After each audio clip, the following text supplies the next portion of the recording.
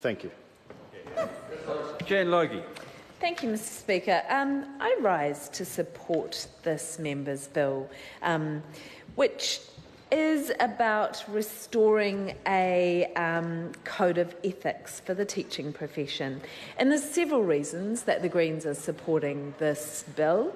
And one of them is that it is a chance for this House to start rebuilding some trust with the teaching profession in this country. Trust that has been so comprehensively undermined by the actions of this government. First, overriding the core principle of education around the learning should be to the needs of the child by introducing the concept of national standards that basically eliminated the individual needs of every student from the focus of the classroom.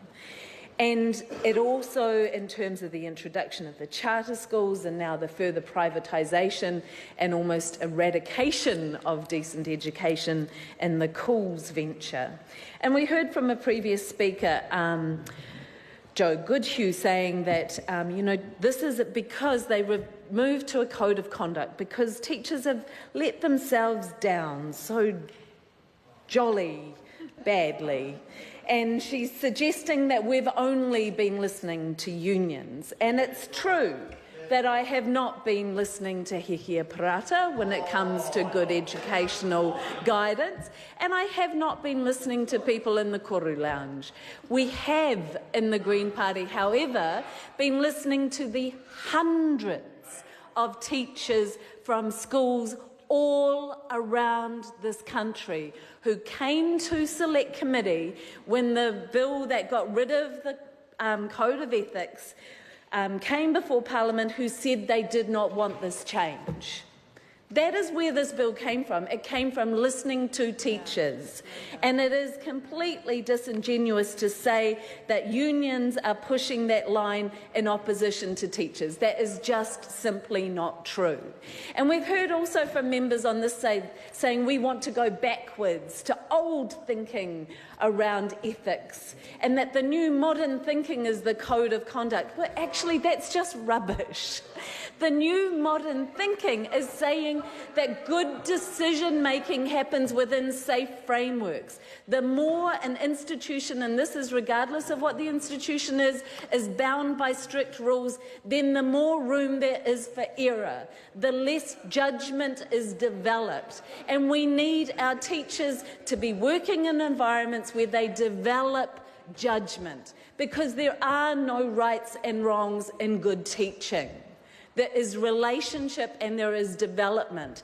And moving to a code of conduct moves us away from the framework that will support safe practice. And I do support the previous comments made by Tracy Martin, pointing out, noting the fact that we are a profession that is mostly women, and that this government, who has been characterised, I think, fairly as paternalistic, is moving to telling women how to behave and rather than trusting them to have their own ethics. And I do think that there is a significant point in that. And that it is, she gave the example that in the Code of Conduct there's very specific provision about practice around te treaty obligations, whereas the Code of Ethics has in there a set of principles which include a commitment to learners, whānau society and the profession, and confirms obligations under te treaty o Waitangi and a commitment to Māori as tangata whenua. Now, anyone, I would suggest, as Pākehā who is engaged with te treaty knows that you can't lock that down in your learning into a sense of right or wrong. It absolutely is something that has to be developed in relationship and partnership with mana whenua. And when you move away from an ethics and creating a framework for developing that understanding, you lose that relationship and you lose the opportunity for growing understanding, and you end up more likely with resentment and poor practice. We're pleased to support this bill. Pasita, oh no, sorry, the Honourable Pasita Sam Lotawinga. Oh, thank you.